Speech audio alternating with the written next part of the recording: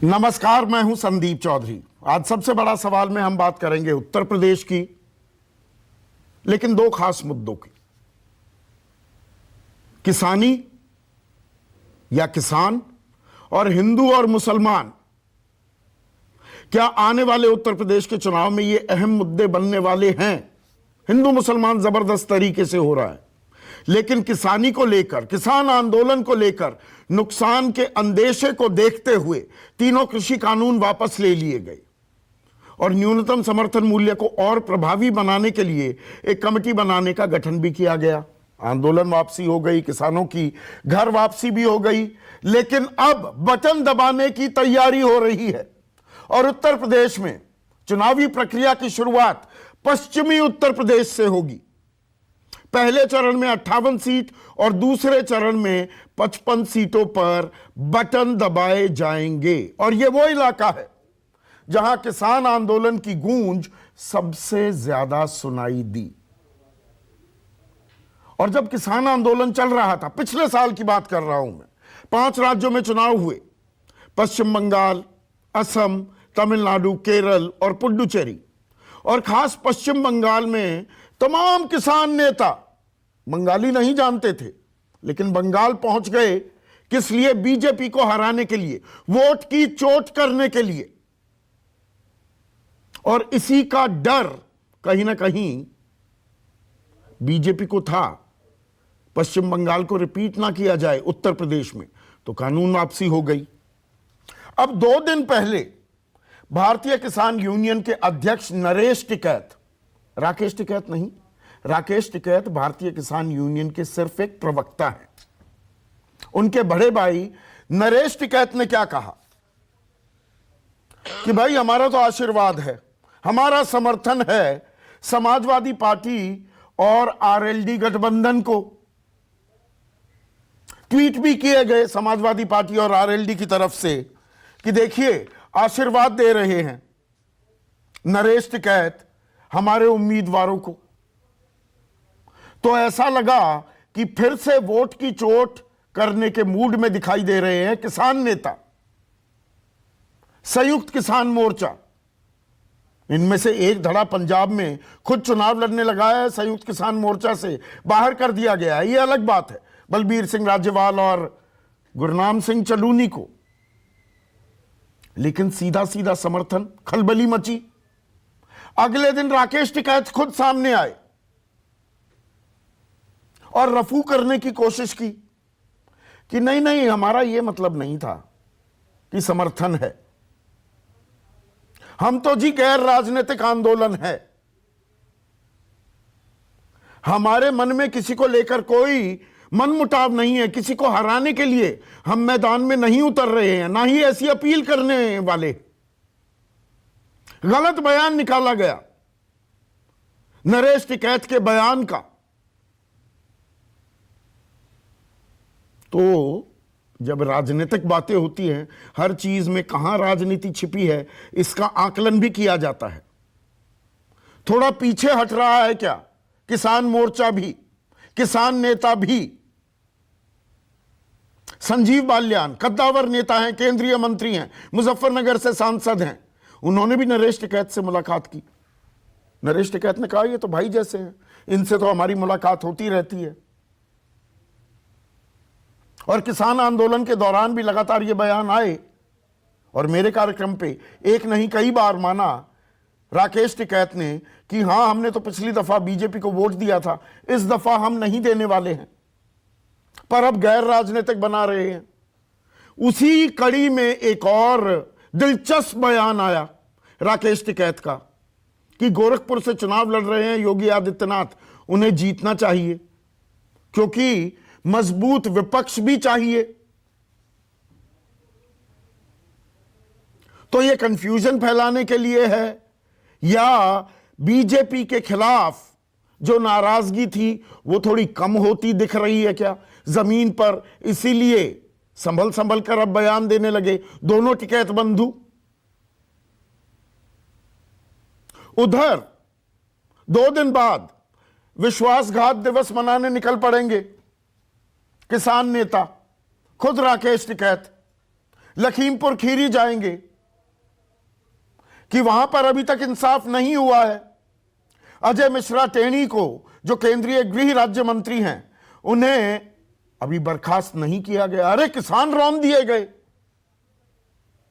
तो किसानों को इंसाफ नहीं मिला है। केस वापसी को लेकर, एमएसपी को प्रभावी बनाने को लेकर 31 जनवरी को जिला मुख्यालयों पर, उत्तर प्रदेश के तमाम जिला हेडक्वार्टर्स पर प्रदर्शन भी किए जाएंगे। तो एक तरफ पीछे पैर खींचते हुए दिख रहे हैं किसान नेता, दूसरी तरफ दबाव बनाने की भी राजनीति। इसके परिणाम क्या होंगे, इसके असरात क्या होंगे उत्तर प्रदेश के चुनाव पर, यह लाख टके का सवाल है अपने आप में। और इसी कड़ी में खास हम पश्चिमी उत्तर प्रदेश पर भी आज नजर डालने वाले हैं। कुल मिलाकर 136 सीटें, और पिछली दफा यहां पर बीजेपी ने 103 सीटें जीती थी। पहले चरण में 58 में से 53 सीटों पर विजय दर्ज की थी बीजेपी ने। अब यहां पर जो 36 बिरादरियों का भाईचारा था, वो भी टूटा था 2013 में। उसका फायदा हुआ था बीजेपी को। वो फिर से बरकरार हो गया है क्या? इसी पर बैंक कर रहे हैं समाजवादी पार्टी और आरएलडी अपना गठबंधन बनाकर। लेकिन बीजेपी ने उनकी दुखती रग पर हाथ रखा है, हमला बोला है।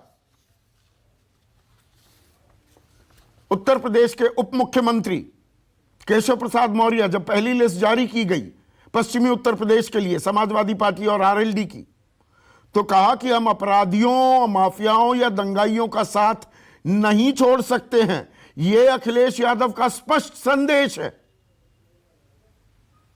यह आरोप लगाया गया, क्या फिर से मुजफ्फरनगर दंगे की वापसी चाहते हो? क्या फिर से कैराना के अंदर जो पलायन की परिस्थिति शुरू हो गई थी, लोग अपने मकान बेचकर जाने लगे थे, क्या उस दिन को लाने के सपने देखने लगे हो? अखिलेश जी, इस लिस्ट से आप यही संदेश दे रहे हैं कि अपराधियों को उम्मीदवार बना दिया। इसमें नाहिद हसन का नाम सबसे ऊपर आता है। कैराना में इनके खिलाफ गिरफ्तारी के वारंट भी जारी हो गए। हाजी यूनुस, अमरपाल शर्मा, मदन भैया, असलम चौधरी। पर यह तो बीजेपी के आरोप है। अब चुनाव आयोग जो आचार संहिता एक बंदिश लगाती है कि आपने जितने उम्मीदवारों के नामों की घोषणा की है, उनकी आपराधिक पृष्ठभूमि है या नहीं, वो जानकारी सार्वजनिक करनी होगी, और की गई। और इसमें दिलचस्प बात क्या है, 109 उम्मीदवारों की सूची अभी तक जारी की है। इनमें से 107 पहले और दूसरे चरण के उम्मीदवार हैं। बीजेपी की लिस्ट की बात कर रहा हूं। इनमें से 37 के खिलाफ आपराधिक मामले दर्ज हैं। 37 के खिलाफ। इसमें सुरेश राणा भी शामिल हैं, जो गन्ना मंत्री हैं, थाना भवन से फिर से उम्मीदवार हैं। और सुरेश राणा हो या संगीत सोम हो या भारतेंदु सिंह हो, ये तमाम ऐसे लोग थे, इन पर दंगे के आरोप थे 2013 के, जो मुजफ्फरनगर दंगे थे। और पिछले साल 27 मार्च को एक लोकल कोर्ट ने इनके खिलाफ जो ये दंगे, जो आरोप लगाए गए थे, वो वापस ले लिए थे। उसके बावजूद 37 ऐसे उम्मीदवार हैं जिनकी आपराधिक पृष्ठभूमि है, और समाजवादी पार्टी के 20 ऐसे उम्मीदवार हैं जिनके खिलाफ आपराधिक मुकदमे दर्ज हैं। पर बड़ा सवाल पश्चिमी उत्तर प्रदेश को लेकर जो यह बयानबाजी हो रही है, फिर से हिंदू मुसलमान करने की भी कोशिश की जा रही है। ऐसे में आज का सबसे बड़ा सवाल, यूपी के किसान इसे करेंगे परेशान। अभी तक तो कयास ये थे बीजेपी को, लेकिन जो थोड़ा पीछे अपने बयान खींच रहे हैं, उससे चिंता का सबब विपक्षी खेमे में भी हो सकता है क्या? और पश्चिमी यूपी में फिर हिंदू मुसलमान। चर्चा में मेरे साथ बीजेपी के युवा चेहरा हैं, उनके राष्ट्रीय प्रवक्ता गुरु प्रकाश। कांग्रेस के राष्ट्रीय प्रवक्ता अभय दुबे, जेडीयू अहम घटक है मोदी सरकार की, साझा सरकार बिहार में चला रहे हैं, यूपी में 7 चुनाव लड़ना चाहते हैं। अभी बयान भी आया है इनके राष्ट्रीय अध्यक्ष का, सकारात्मक लग रहा है, लेकिन चुनाव 7 लड़ पाएंगे या नहीं, और उसके बाद रुख और रवैया कितना सकारात्मक रहता है, यह देखने वाली भी बात होगी। जेडीयू के प्रधान महासचिव खुद पश्चिमी उत्तर प्रदेश से आते हैं, केसी त्यागी मेरे साथ जुड़ गए हैं। बहुजन समाज पार्टी के राष्ट्रीय प्रवक्ता वरिष्ठ नेता हैं सुधींद्र भदौरिया, समाजवादी पार्टी के राष्ट्रीय प्रवक्ता अनुराग भदौरिया, और किसान आंदोलन के बड़े चेहरा और जो 5 व्यक्ति चुने गए थे कि अब सारी बातें सरकार से ये 5 लोगों के जरिए ही होगी, उनमें से एक युद्धवीर सिंह मेरे साथ हैं। तो युद्धवीर, इस बार यूपी में किसान किसे करेगा परेशान? संदीप जी, आपने बहुत बातें बताई। देखिए, हमारा आंदोलन जो चल रहा था 19 दिसंबर को जो था 19 नवंबर को प्रधानमंत्री ने 3 कानून वापस लेने की घोषणा की और आंदोलन समाप्त नहीं हुआ, क्योंकि कुछ ऐसी बातें थी जो हम सरकार से करना चाहते थे और जिस पे सहमति बनाए बगैर हम उठना नहीं चाहते थे। उन बातों को लेके एक सहमति बनी और 11 तारीख में वो आंदोलन खत्म हुआ। 11 दिसंबर में सरकार ने ये वायदा लिखत में एक पत्र लिख के किया था कि जितने भी मुकदमे, चाहे वो राज्य सरकार के हैं केंद्र सरकार के हैं, वो तत्काल प्रभाव से वापस लेने की कार्रवाई आरंभ कर दी जाएगी और एमएसपी पे एक कमेटी बनाई जाएगी।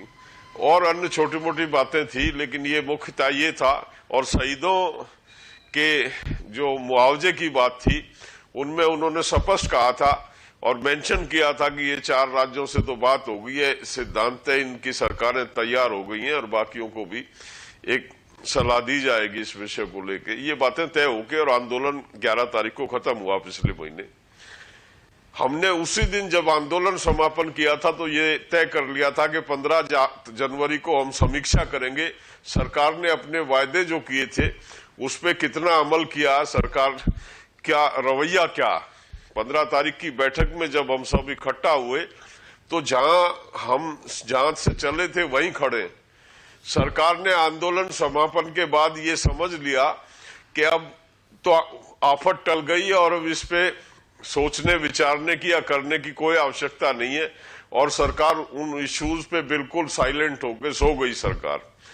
15 तारीख की समीक्षा में ये बातें आई और लोगों में रोष था उस बात को लेके, और लोगों ने ये कहा कि सरकार की ये वायदा खिलाफी है, सरकार ने धोखा दिया है ये हमको। एक आंदोलन का समापन हमने उन पे भरोसा करके किया था और उन्होंने सरकार तो फिर सरकार को तो आप अभेदान दे रहे हैं। किया गया पश्चिम बंगाल में आप भी थे, वहां पर मैं गया था, हम साथ गए थे नंदीग्राम, आप ही की गाड़ी में बैठ के गया था, मैंने आपका और राकेश का इंटरव्यू भी किया। तब तो वोट की चोट की बात करते थे, और आज आप पहले समाजवादी आरएलडी गठबंधन को समर्थन देने का ऐलान करने के बाद कहते हैं कि अरे भाई आशीर्वाद लेने आ जाओ, हमें तो बीजेपी से भी कोई दिक्कत नहीं है, बीजेपी के उम्मीदवारों का भी स्वागत है। पूरा तो कर लूं। हाँ। संदीप जी, उस बात को पूरा कर लूं जो कह रहा था। हाँ। उसमें यह तय किया गया कि 31 को हम वायदा खिलाफी दिवस मनाएंगे और 1 फरवरी से मिशन यूपी जारी रहेगा अगर सरकार इस पे कुछ नहीं करती है तो। वो संयुक्त मोर्चे का फैसला, बीकेयू का फैसला नहीं है, और संयुक्त मोर्चे का बीकेयू एक घटक है। और आपको संदीप जी मैं ध्यान दिला दूं, संजीव बालियान जिस दिन गया मिलने, उससे पहली शाम को एएनआई को नरेश इंटरव्यू दे चुके हैं कि वो मेरी गलती थी, मैं ज्यादा आगे बढ़ गया, और वो आपके चैनल ने उस इंटरव्यू को चलाया। संजीव के जाने से नरेश जी ने अपने बयान को नहीं बदला। तो वही तो मैं जानना चाह रहा हूं। जाने से पहली शाम को एएनआई का इंटरव्यू, आप वादा खिलाफी दिवस मनाने का ऐलान करते हैं, दूसरी तरफ सरकार के साथ आजकल आपका रुख और रवैया बड़ा सकारात्मक हो गया है, मैं यही तो जानना चाह रहा हूं।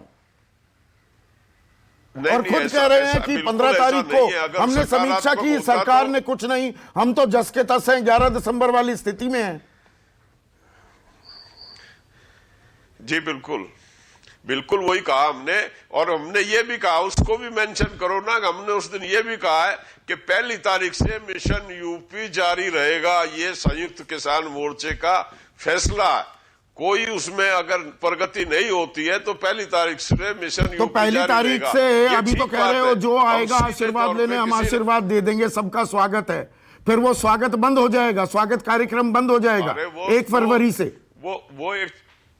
वो एक 84 के चौधरी भी हैं, और चौधरी के यहाँ आशीर्वाद लेने आते रहते हैं। वो किसी पार्टी के विषय में उन्होंने ये स्वीकारा है कि मैं आगे बढ़ गया, मुझे किसी दल विशेष की बात नहीं करनी चाहिए थी, मेरे यहाँ तो सभी पार्टियों के लोग आते हैं, मैं आशीर्वाद देता रहता। वो तो एक आम किसान है। लेकिन संयुक्त मोर्चे का संदीप जी निर्णय है 1 तारीख से मिशन यूपी जारी हो जाएगा। अगर सरकार तो ने अपने बीजेपी ने वायदों पे मैनेज कर अमल लिया है नहीं किसान किया तो नेताओं ये को, आप निश्चित लोगों है। को मैनेज कर ये लिया है। फैसला है संयुक्त।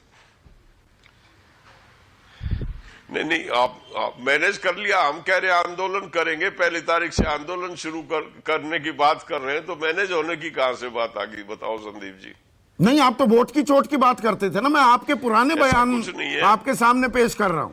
अगर गलत कर रहा हूं तो बताइए। नहीं, हम जब संदीप जी बिल्कुल ठीक बात कह रहे हैं, लेकिन एक समझौता जब हमारा हो गया था, अगर समझौते को लेके हमारा कोई ऐसा नहीं है कि हम कोई आंदोलन जीवी वाली बात को सत्य करें, प्रधानमंत्री की बात को कि आंदोलन जीवी है हम तो हमारी इश्यू थे। और एक समझौता जब हमने कर लिया, बिटरे हम नहीं कर रहे हैं, सरकार उसको बिटरे कर रही है, तो निश्चित तौर पे हम वोट की चोट करेंगे। ये हमारा निर्णय है। हम कह रहे हैं मिशन यूपी जारी रहेगा। तो ये अभयदान जो लेकिन अगर दिया वो है, अपने अभयदान वादों शब्द का को इस्तेमाल पूरा कर रहा लेते हैं, हूं, ये अभयदान 1 फरवरी तक का है।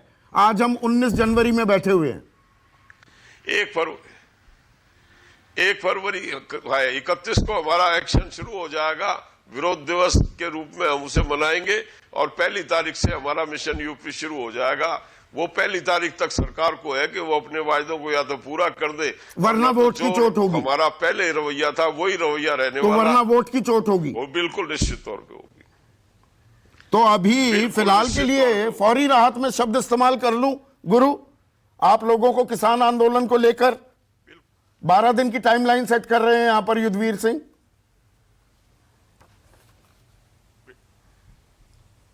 संदीप जी, इस प्रश्न पे हम आएंगे, लेकिन एक चीज जो आपने अपने प्रारंभिक प्रबोधन में कहा था, और खास करके ये दंगों के विषय में जो आपने कहा था कि दंगा और भारतीय जनता पार्टी, मुझे ये समझ में नहीं आता है ये किस प्रकार का नैरेटिव चल रहा है। मतलब एक असत्य को कितनी भी बार बोला जाए वो असत्य ही रहेगा, वो इमेजिनरी रहेगा, वो कल्पना रहेगा। मेरे सामने सितंबर 19, 2012 का इंडिया टुडे का रिपोर्ट है, जिसमें स्पष्ट रूप से लिखा है कि अखिलेश यादव जी जब सत्ता में आए थे पिछली बार, तो उनके 6 महीने के कार्यकाल में 7 दंगे हुए थे।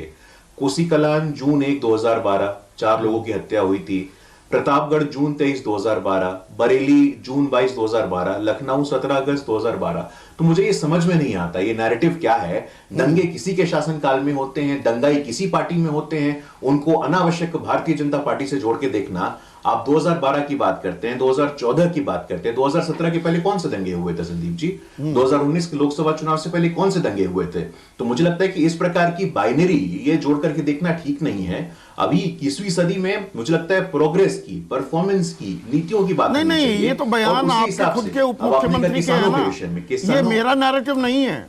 मैंने इसीलिए केशव प्रसाद मौर्य ने क्या कहा, हम अपराधियों, माफियाओं या दंगाइयों का साथ नहीं छोड़ सकते, ये अखिलेश यादव का स्पष्ट संदेश है।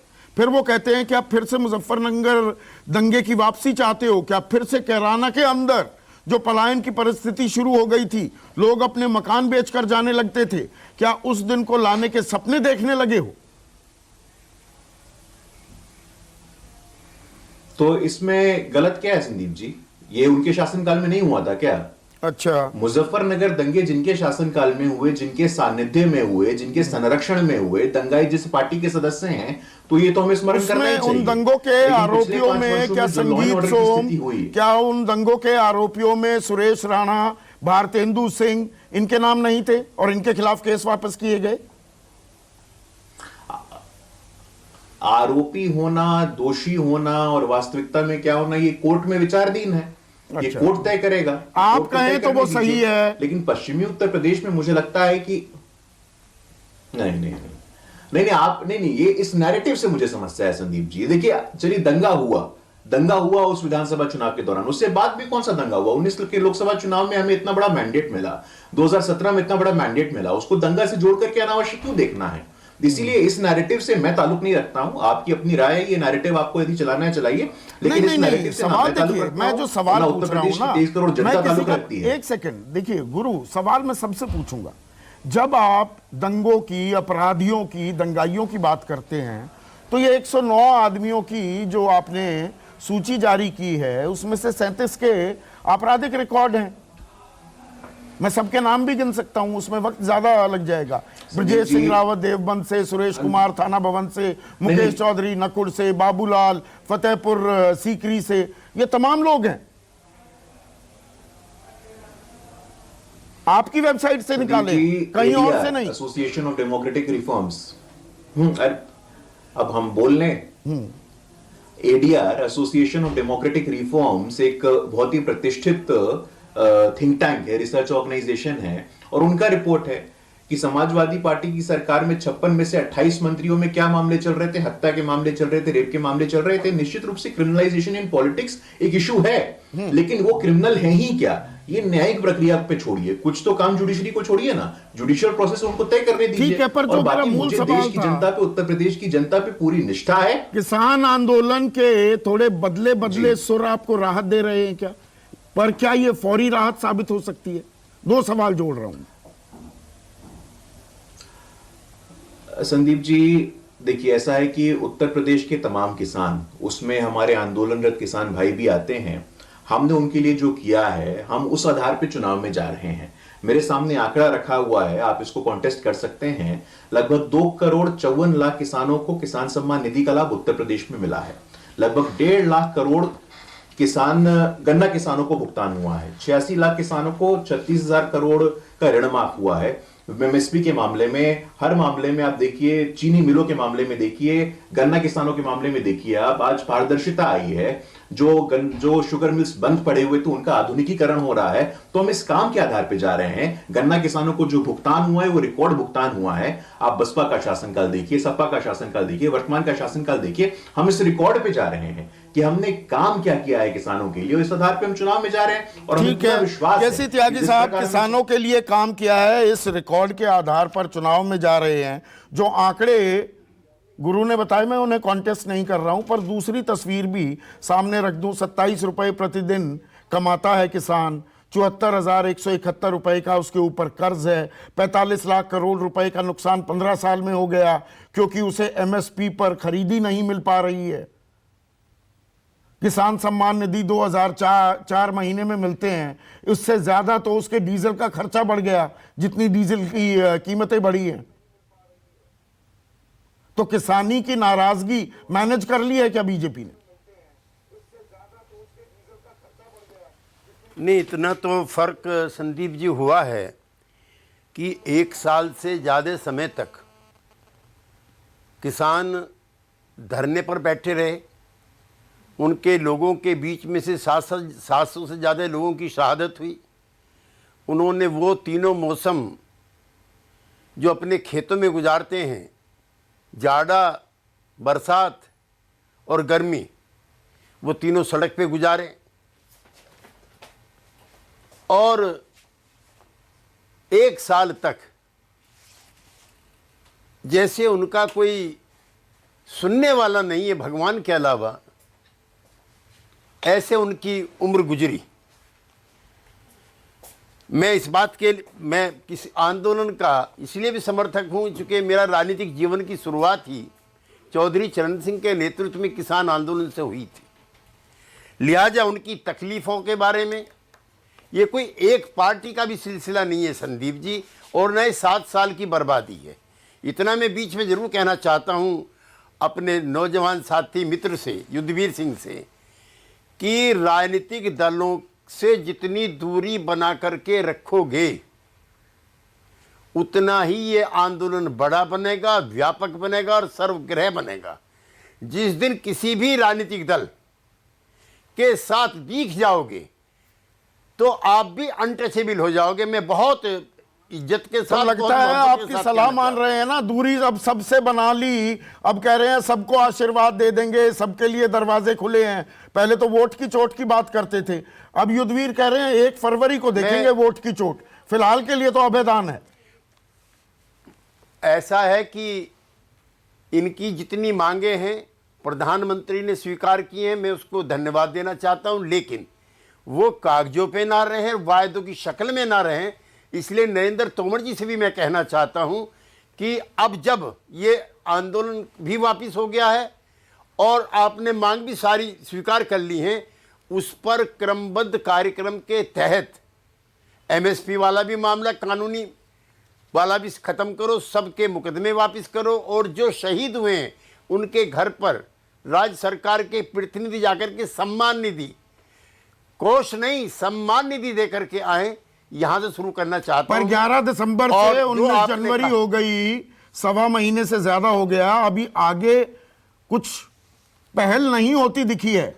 बल्कि मैं इसीलिए पश्चिमी उत्तर प्रदेश में क्या हिंदू मुसलमान फिर से हो रहा है, इस सवाल पर मैं कायम हूं, क्योंकि 36 बिरादरियों का यह इलाका है।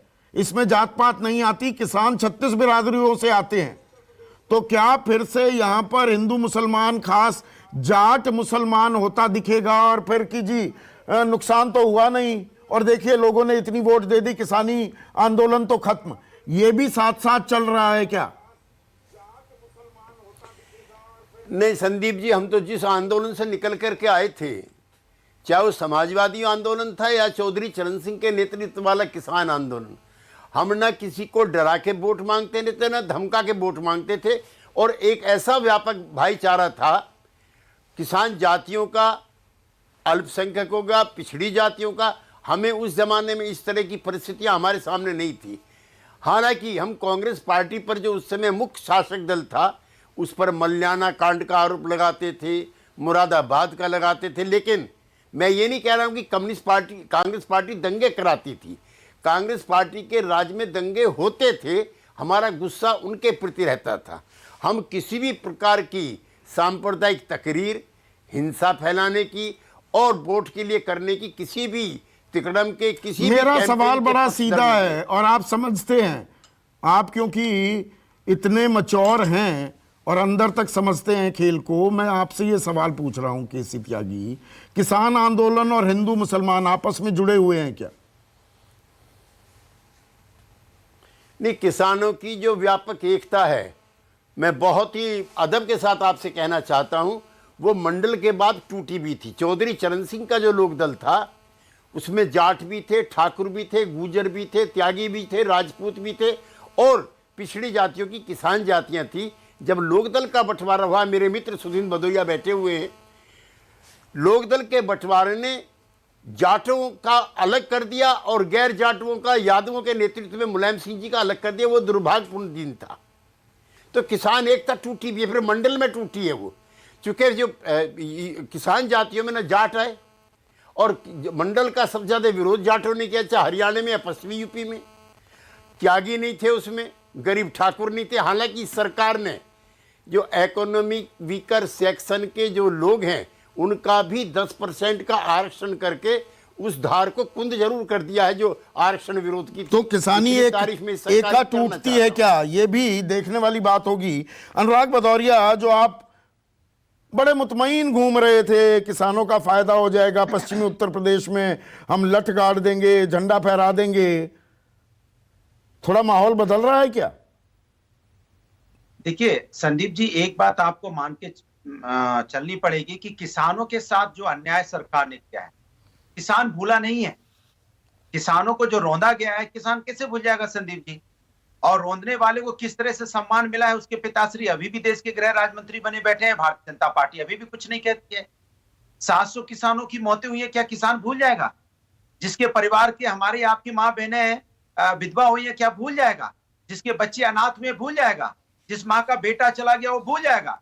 13 महीने तक किसान इस तपती हुई धूप में और सर्दी बारिश में बैठा रहा, किसान भूल जाएगा। किसान वोट के माध्यम से बदला लेगा, ये आप याद रखिएगा, चाहे कोई कुछ भी कहता रहे। पर किसान की को जो जगह आप खालिस्तानी- हिंदू मुसलमान ज्यादा कर रहे हैं क्या? नाहिद नहीं, हसन हमने को तो ही हिंदू- आपको टिकट देना होता है। 29 उम्मीदवारों की सूची जारी होती है, 19 आरएलडी के, 10 समाजवादी के, 10 में से 6 आप मुसलमान उम्मीदवार उतारते हैं। देखिए आपको ये चीज माननी पड़ेगी कि समाजवादी पार्टी समाज के हर वर्गों को लेकर साथ चलती है। हम भारतीय जनता पार्टी की तरह नहीं कि समाज के अंदर में नफरत की राजनीति को बढ़ावा देते हैं। हम तो समाज के हर वर्ग, चाहे किसी भी जाति धर्म का हो, सबका सम्मान है और सबको साथ लेके हम उत्तर प्रदेश को आगे बढ़ते हैं। और उत्तर प्रदेश की यही तो खासियत है कि उत्तर प्रदेश हमेशा आगे बढ़ा है विकास के रास्ते से, नफरत के रास्ते से नहीं, जिस रास्ते से भारतीय जनता पार्टी ले जाना चाहती है। और भारतीय जनता पार्टी के नेता जब भी बात करेंगे, अभी भारतीय जनता पार्टी के प्रवक्ता बोल रहे थे, एक बार भी महंगाई के ऊपर में नहीं बोलेंगे कि डीजल पेट्रोल की महंगाई क्या रही इतने दिनों में। एक बार भी नहीं बोलेंगे कि यहाँ पे किस तरह से किसानों की रौंदा गया। एक बार भी नहीं बोलेंगे कि महंगाई से कितने लोगों ने आत्महत्या की, नहीं बोलेंगे। ये भी नहीं बोलेंगे कि बेरोजगार जब यहाँ पे रोजगार मांगने गया तो उसके कैसे लाठियों से स्वागत किया गया। पर आप इस सवाल का जवाब नहीं देंगे कि नाहिद हसन, उन्हें ही कैराना से खड़ा किया जाता है, हाजी यूनुस को बुलंदशहर से आरएलडी का उम्मीदवार बनाया जाता है। बहुत ही कम 23 मुकदमे दर्ज हैं। असलम चौधरी पर 5 साल में भड़काऊ बयान देने के 6 मुकदमे दर्ज हैं। धौलाना से आपका उम्मीदवार होते हैं। आपसे एक बात मैं सीधी सीधी पूछता हूं, भारतीय जनता पार्टी के प्रवक्ता भी यहाँ पे, इनके मुख्यमंत्री 5 साल से एक ही बात चिल्लाते रहे, उत्तर प्रदेश में अपराधी नहीं रहेगा, और अपराधी रहेगा तो उसकी जगह कहां होगी, ये बोलते थे ना। तो आप ये बताइए, कोई बड़े अपराधी थे तो उत्तर प्रदेश में आपने कार्रवाई क्यों नहीं की? आपसे मैं पूछता हूं, क्योंकि इसके मतलब कानून, आप ही कह रहे थे कि ये अदालत तय करती है कौन अपराधी है कौन अपराधी नहीं है, वो तो सजा अदालत देगी। जब अदालत सजा देगी, हम लोग कानून को मानने वाले लोग हैं। इन्होंने संगीत सोम पे अपने मुकदमे वापस किए कि नहीं किए, आप बता दीजिए। सुरेश राणा पे इन्होंने मुकदमे आपराधिक वापस किए कि नहीं किए, आप बता दीजिए। उत्तर प्रदेश के मुख्यमंत्री पे आपराधिक मुकदमे थे या नहीं थे, आप बता दीजिए। दंगे से लेकर कौन कौन से मुकदमे नहीं थे, उन्होंने वापस किए कि नहीं किए। डिप्टी सीएम पे आपराधिक मुकदमे थे कि नहीं थे, वापस किए कि नहीं किए। 117 विधायक ऐसे थे जिसमें संगीन आपराधिक मुकदमे थे, लेकिन भारतीय जनता पार्टी उस पर चर्चा नहीं करना चाहती। यहाँ पे अपराधी क्रिकेट खेल रहा है, 25,000 का इनामी अपराधी क्रिकेट खेल रहा है, जिसके बारे में उत्तर प्रदेश के मुख्यमंत्री आज तक जवाब नहीं दे रहे हैं। चारों तरफ लिए हेलीकॉप्टर घूम रहे हैं। जब उनसे पूछा जाता है कि यही तो बात गुरु प्रकाश पूछ रहे थे। 58 मंत्रियों में से कितने लोगों के ऊपर, और वो एसोसिएशन फॉर डेमोक्रेटिक रिफॉर्म्स का आंकड़ा बता रहे थे, 50% से ज्यादा मंत्रियों पर ही आपराधिक मुकदमे थे 2012 से 2017 के बीच। मैंने आपसे क्या बोला? उत्तर प्रदेश के मुख्यमंत्री पर आपराधिक मुकदमे थे, जो उत्तर प्रदेश चला रहा था उसके ऊपर क्या कहेंगे? डिप्टी सीएम जो इन्होंने बनाया था उस पर आपराधिक मुकदमे थे, जो अपने कलम से वापस ले रहा था। इतिहास में पहली बार ऐसा हुआ, उसके बारे में नहीं बोलेंगे। ये वो लोग हैं जो झूठ बोलना, अपनी गलती दूसरों पे थोपना, चोर मचाए शोर, चोरी खुद करते हैं, शोर मचाने लगते हैं। जैसे इनके ऊपर उंगली उठने के पहले 37 इनके कैंडिडेट ऐसे हैं जिनको आपराधिक मुकदमे, जिन्होंने टिकट दी है, उसके बारे में कोई सवाल ना उठा पाए, इसलिए दूसरों पे उंगली उठाना पहले शुरू कर दे, पहले चिल्लाना शुरू कर देते हैं, समाजवादी ने अपराधी दे दिया, समाजवादी ने अपराधी दे दिए। आपके कौन है? सुरेश राणा, दंगा भड़काने का आरोप, संगीत सोम, दंगा भड़काने का आरोप, और आपने उस पे सरकार ने उसके ऊपर से मुकदमे हटाने की बात की। मुकदमे हटाए? मैं आपसे पूछना चाहता हूं, ये कहां का न्याय है? तो ठीक है, सुधींद्र भदौरिया, थोड़ा पश्चिमी उत्तर प्रदेश स्पेसिफिक हो जाते हैं। पश्चिमी उत्तर प्रदेश में पहले 2 चरण की अगर हम बात करें, किसान तय करेगा किसकी बनती है सरकार, या हिंदू मुसलमान होने वाला है, या इनमें से कुछ भी नहीं होगा? दरअसल देखिए, पश्चिमी उत्तर प्रदेश में हिंदू और मुसलमान दोनों बड़ी बड़ी संख्या में रहते हैं, और दोनों ही काफी जमाने से एक साझा संस्कृति की उनकी विरासत रही और रहे भी हैं।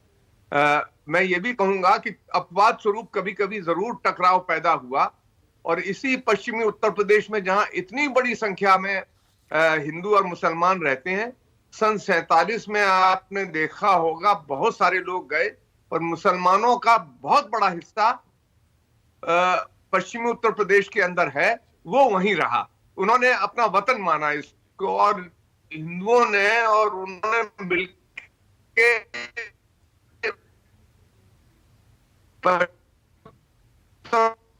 भिन्न, जैसे गन्ना किसान हैं उसमें हिंदू भी हैं मुसलमान भी हैं, अन्य जगहों पर ज्यादातर बुनकर हैं या अन्य पेशों में लोग हैं, पर यहाँ पर दोनों हैं एक साथ। और मैं ये जरूर कहूंगा कि यहाँ पर कुछ ताकतें और वो हर तरफ हैं, जहां आपको मुझे बताने की जरूरत नहीं है, आप सब चीज जानते हैं। और यहाँ पे बड़े बड़े अन्य पुराने लोग हैं और उसी इलाके के लोग हैं, उनके साथ काम करने वाले हमारे मित्र और बड़े भाई त्यागी जी भी हैं, और वो आपको ज्यादा बेहतर बता सकेंगे कि यहाँ पर कुछ ताकतें जरूर ये कोशिश करती रहती हैं और वो संकीर्ण धर्म को और संकीर्ण बनाने की कोशिश करती हैं, संकीर्णता की अति जो पराकाष्ठा है वहां तक ले जाने की कोशिश करती हैं। पर कुछ हमारी मिट्टी में ऐसा है कि हम लोग मिलकर रहते हैं और तमाम उसके बावजूद सरकारों में सभी के मैं कह रहा हूं, अगर उत्तर प्रदेश तक ही न सीमित रखा जाए तो ये धर्म के टकराव होते रहे हैं और धर्म के टकराव पे बहुत बड़े बड़े टकराव हुए हैं। कोई कह दे कि हम अछूते रहे हैं, मैं ये जरूर कहना चाहूंगा कि बहुजन समाज पार्टी की मुख्यमंत्री 4 बार बहन मायावती जी रही। आप किसी से यहाँ पर जितने भी प्रवक्ता हैं या विश्लेषक हैं उनसे भी पूछ सकते हैं, उन दौरों में कभी भी हिंदू और मुसलमान का टकराव नहीं हुआ है और वहां पर दोनों लोग सामूहिक तौर पर, हमारी सरकारें सबके साथ रहीं, सबके साथ मिलके भी बनी, पर हमने कभी टकराव नहीं होने दिया। और नहीं, पश्चिमी उत्तर प्रदेश एक ऐसा इलाका भी है जहां आप समाजवादी से ज्यादा मजबूत रहे हैं। पिछली दफा भी चाहे आप 2 सीटें आपके खाते में, 2 समाजवादी के खाते में गई, 58 में से 53 तो बीजेपी जीत ले गई थी, लेकिन दूसरे नंबर पर बसपा थी 30 जगहों पर। तो आपको लगता है कि वो जो एक भाईचारा इस इलाके की खासियत थी वो बरकरार हो पाएगा? मेरा सवाल बिल्कुल हमने केवल उस समय ही नहीं, मैं ये भी कहूंगा कि 2019 के चुनाव में भी देखिए तो हमारे हिंदू सांसद जीते और मुसलमान भी कई सांसद जीते इस इलाके से। मैं कहना ये चाहता हूं कि हमको और समाजवादी पार्टी को भी लगभग 20% वोट मिला था। इस बार अभी तो जो चुनाव की मशीन है उसमें बंद होगा, 10 तारीख को पता चलेगा कौन किसके साथ है। पर मैं ये जरूर कहूंगा कि किसान उत्तर प्रदेश में, पश्चिमी उत्तर प्रदेश का हो चाहे पूरब का हो, चाहे वो गन्ना किसान हो, क्योंकि पूरब में गोरखपुर, देवरिया, आजमगढ़, यहाँ पर कम गन्ना किसान नहीं रहते हैं, जितने यहाँ रहते हैं लगभग उससे थोड़े कम ज्यादा वहां पे भी रहते हैं इन जिलों में। आलू के हैं, फिर इसके साथ साथ गेहूं और धान के हैं। ये सारे किसान जानते हैं कि सुश्री बहन मायावती जी के नेतृत्व में जब सरकारें बनी तो गन्ने का भाव जो 125 रुपया क्विंटल था, मुलायम सिंह जी छोड़ के गए, हमने 250 रुपए तक ले जाके किया, जो किसी ने नहीं किया।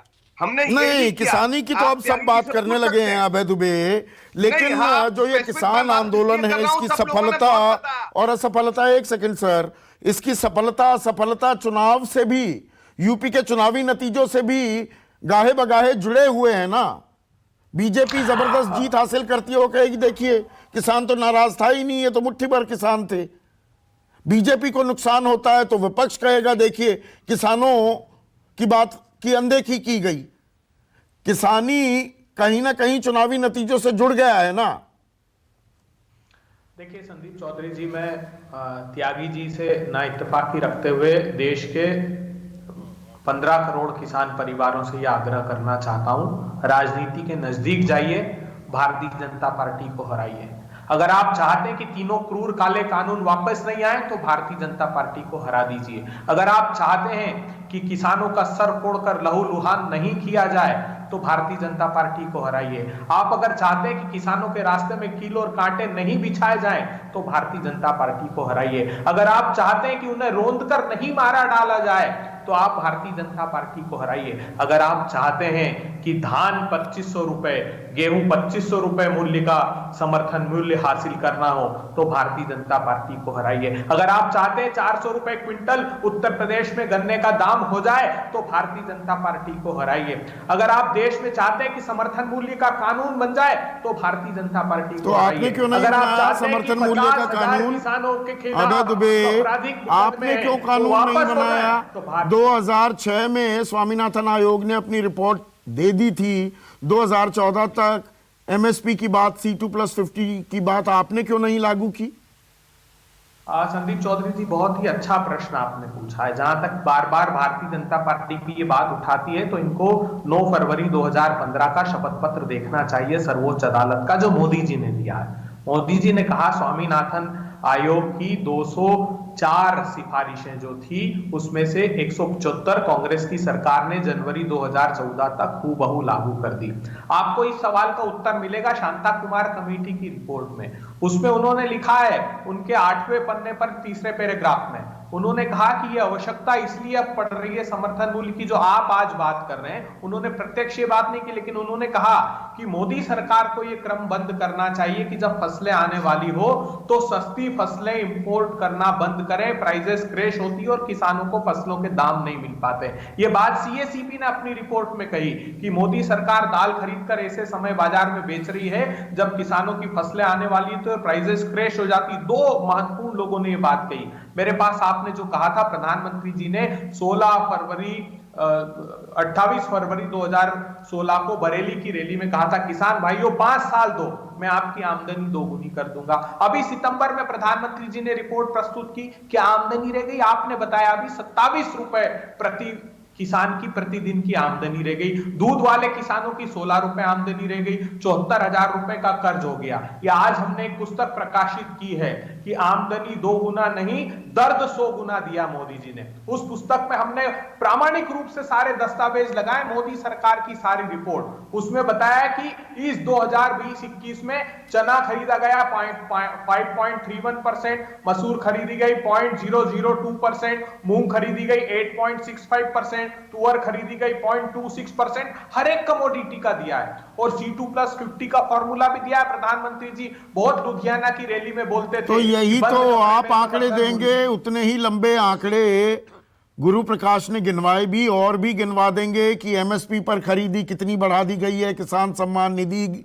दी गई, नीम कोटिंग हो गया, किसानों के लिए अब बिजली की दरें आधी कर दी। 1 मिनट सुनिए ना, मेरा सवाल ये है, जो मूल सवाल था, और आपने एक लंबा शुरुआती संबोधन किया अभय दुबे, क्या किसानों की समस्याएं किसान आंदोलन का अस्तित्व और यूपी के चुनावी नतीजे जुड़ गए हैं? बीजेपी जीत जाती है तो वो क्या वाहिद तरीके से ये कह पाएगी, जायज तरीके से ये कह सकती है कि देखिए हमने जो किसानों के लिए किया था उसी के चलते हमें वोट मिल गया? देखिए, आज मैं आपको पहले तो ये बता दूं कि इसलिए किसान बेतहाशा परेशान है कि 25,000 रुपए हेक्टेयर लागत बढ़ा दी मोदी जी ने डीजल की कीमत में, कीटनाशक खाद सबकी वृद्धि में। आज देश के किसान भाइयों से कहता हूं, किसान भाइयों याद रखो, अगर भारतीय जनता पार्टी उत्तर प्रदेश में जीत गई तो ये मानकर चलना कि तीनों कृषि के क्रूर काले कानून वापस आ जाएंगे। ये मानकर चलना कि 50,000 मुकदमे जो फर्जी किसानों पर लगाए वो वापस नहीं होंगे।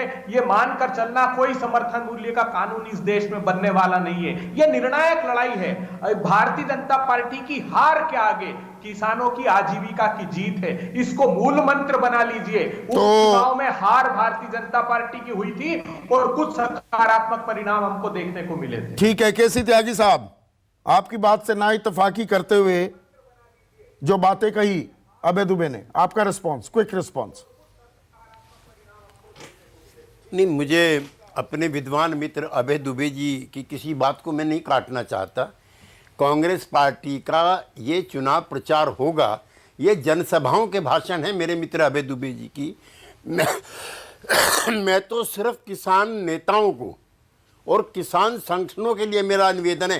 कांग्रेस पार्टी इससे भी ज़्यादा बीजेपी के खिलाफ बोले, मुझे कोई दिक्कत नहीं है, लेकिन किसान जो संगठन है, खासतौर से हमारा जो BKU है, इसके संस्थापक की पहली किताब पर एक कॉपी आपके पास भी है जो अभी तक लौटा ही नहीं है। उसमें पहले पन्ने लौटाई इसलिए नहीं है क्योंकि आपने वादा खिलाफी की है। आपने एक वादा किया था, वो वादा आपने पूरा नहीं किया और उस पर ब्याज भी लूंगा अभी। अच्छा खैर, उसमें ठीक है, उसके पहले पन्ने पे लिखा है कि भारतीय किसान यूनियन का किसी राजनीतिक दल से और चुनाव की राजनीति से कोई वास्ता नहीं होगा। तो मैं अभय दुबे जी को नहीं, अपने प्रिय मित्र युद्धवीर जी से कहना चाहता हूं कि वोट के सौदागरों से दूर रहो, किसान आंदोलन चलाओ। हमारे जैसे लोग जो एनडीए में हैं वो भी आपके साथ खड़े रहेंगे, लेकिन जिस दिन आप इनके साथ खड़े दिखाई दोगे, आपकी एक्सेप्टेबिलिटी कम हो जाएगी, आपकी रेस्पेक्टेबिलिटी कम हो जाएगी।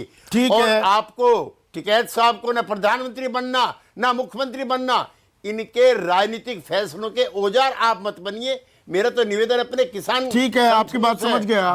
तो गुरु देखिए, मोटी बात यह है, जो 12 दिन का एक स्पेस दिया है किसान आंदोलन ने, आपने अपनी चीजें गिनवा दी, क्या क्या किया है किसानों के भले में, उनके हित के लिए। लेकिन क्या ये अभी तलवार अटकी हुई है? और इसी क्या यही वजह है कि स्टार प्रचारकों की लिस्ट आपने जारी कर दी, लेकिन अजय मिश्रा टेणी जो केंद्रीय गृह मंत्री हैं, जो उत्तर प्रदेश से आते हैं, दबंग भी हैं, उन्हें स्टार प्रचारक नहीं बनाया गया है? बीजेपी ने नहीं बनाया। संदीप जी, ऐसा है कि मतलब मुझे हंसी भी आती है जब कांग्रेस पार्टी के प्रवक्ता एक सांस में इतनी झूठ बोल देते हैं। मतलब जिनके समय में कृषि के बजट का आकार मात्र 23,000 करोड़ था, जो आज 1.25 लाख करोड़ है, इतने लंबे वादे करते हैं, इनको रात को नींद कैसे आती मुझे समझ में नहीं आता है। मैं तो आंकड़ों के साथ बैठा हूं, धान पे, गेहूं पे, दाल पे 5 गुना से लेकर के 10 गुना से लेकर के 25 गुना तक की बढ़ोतरी। नाराजगी अभी दूर नहीं हुई है किसानों की, वो नाराजगी दूर करने के लिए अभी 12 दिन है। मेरा सवाल ये था संदीप जी, 2014 में जब हमारी सरकार बनी थी तो पहले दिन हमारे यशस्वी प्रधानमंत्री जी ने पार्लियामेंट के फ्लोर पे कहा था कि ये सरकार गरीबों की, शोषितों की, वंचितों की, दलितों की और किसानों की सरकार है। और उसी दिशा में हमने काम किया है और उसी काम का फल स्वरूप है जो हमें जनादेश के माध्यम से भारी आशीर्वाद मिल रहा है। हम लगातार काम कर रहे थे, काम कर रहे हैं और आगे भी काम करते रहेंगे। हमें पूरा भरोसा अपनी नीतियों पे, हमें पूरा भरोसा अपने नेतृत्व पे, हमें पूरा भरोसा है अपने काम पे। ठीक है, आपको अपने नेतृत्व, अपने काम पर भरोसा है। अनुराग भदौरिया, देखिए, ये बात मान के चलिए, उत्तर प्रदेश के अंदर में इस बार बदलाव होने जा रहा है। किसान भी समाजवादी पार्टी के साथ है, क्योंकि वो किसान जानता है कि समाजवादी पार्टी ही उनका सम्मान कर सकती है, किसानों की पार्टी है। और जहां तक संपूर्ण उत्तर प्रदेश की बात है, तो संपूर्ण उत्तर प्रदेश में जनता का जो समर्थन है वो समाजवादी पार्टी को प्राप्त है, क्योंकि उन्हें भी इस बात का एहसास है, खासकर यूथ को, कि समाजवादी पार्टी एक ऐसी पार्टी है जो उनके सम्मान की बात करेगी, उनके रोजगार की बात करेगी, उनके हित की बात करेगी। और नहीं, सम्मान की तो खैर सब बात करने लगते हैं जैसे ही चुनाव नजदीक आता है, पर स्टार प्रचारकों में अजय मिश्रा टेणी का ना होना, क्या आपको लगता है सरकार आपकी सारी बातें मान जाएगी 1 फरवरी तक? युद्धवीर सिंह, देखिए, सरकार मान जाएगी ऐसा तो हमने दावा नहीं किया, लेकिन संदीप जी, हमने अपनी तरफ से समय दिया ताकि लोगों में एक ये ना जाए कि किसान भी जाति कर रहे हैं और किसान भी कहीं राजनीति कर रहे हैं। एक जो प्रक्रिया, सामाजिक प्रक्रिया होती है, किसान तो सामाजिक उस ताने बाने के तहत रहता, वो एक समय इनको दिया गया। मैं आपको एक बता दूं, ये गुरु पर हमारे जो स्वामी जी इनके हैं प्रवक्ता, ये आंदोलन के चलते चलते जो डेवलपमेंट हुई है वो बता दूं, अडानी कैपिटल एसबीआई में आ गई है। एसबीआई अडानी कैपिटल को पैसा देगा, वो किसान को फाइनेंस करेगा। एक डेवलपमेंट हो रही है, फरवरी में ऑस्ट्रेलिया से समझौता हो रहा है जिसमें डेयरी शामिल है। डेयरी मतलब डेयरी प्रोडक्ट का फ्लो, वो फ्री ट्रेड एफटी हो रहा है वो ऑस्ट्रेलिया के साथ। और जितने भी वो एनएससी, नेशनल सीड कारपोरेशन को प्राइवेट हाथों में सौंपा जा रहा, जो किसानों को अच्छे प्रमाणित और सस्ते बीज मिलते थे, वो प्राइवेट हाथों में जा रहे हैं। ये अभी की डेवलपमेंट बता रहा हूं, 1 महीने की। और तो मतलब अभी भी आप सरकार को चिता रहे हैं और आपने 12 दिन का वक्त दिया है। तो मोटी बात यह है, हम खास पश्चिमी उत्तर प्रदेश की बात करें, किसान की गूंज सुनाई देगी, हिंदू मुसलमान होगा, किस ओर जा रहा है चुनाव, और आप पश्चिमी उत्तर प्रदेश और उत्तर प्रदेश के मतदाता हैं, आप किस तरफ ले जाना चाहेंगे, इसके बारे में भी जरूर सोचिएगा। वोट डालना हक ही नहीं, आपकी जिम्मेदारी भी है। नमस्कार। नमस्कार, मैं हूं मानक गुप्ता। अगर आपको हमारा ये वीडियो पसंद आया हो तो इसे लाइक और शेयर जरूर करें, और हाँ, हमें सब्सक्राइब और फॉलो करना ना भूलें ताकि आप देश और दुनिया की कोई खबर मिस ना करें। तो जुड़े रहिए हमारे साथ और देखते रहिए न्यूज़ 24।